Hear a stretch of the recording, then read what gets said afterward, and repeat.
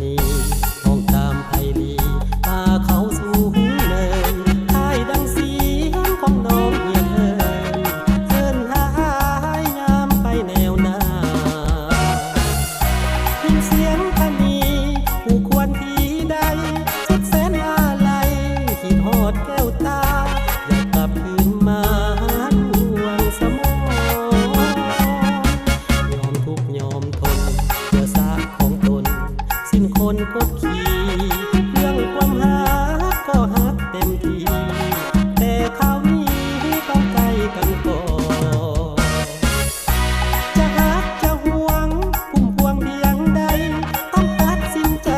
จากไกลงามงอนเมื่อทราบข่าวอนจะย้อนคืนมาน้องอย่าโศกเศร้าเหงาใจยามเมื่อทราบของเฮามีภัยให้เป็นคนสายต้องการอาสายอมเสียสละเพื่อทราบสู้จนคอขาดเพื่อชาติประสาทสิบโมล้านนาขอเพียงชาติยังตั้งอกตั้งใจคอยอายกลับมาหานางจะเสนอสายการจะตั้ง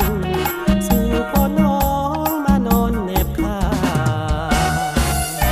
ตั้งอกตั้งใจเอาไว้ให้ดีเมื่อสันวันนี้คงได้ดังหวันน้องเอ๋ยน้องนาต้องตั้ง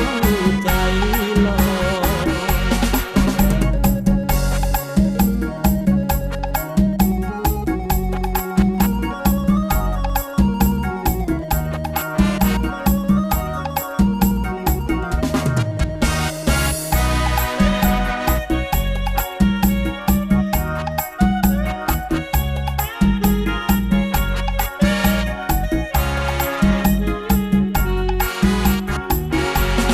น้องเอ๋ยน้องอย่าโศกเศร้าเหงาใจยามเมื่อชาติของเฮามีภัยให้เป็นคนสายต้องการอาสายอมเสียสล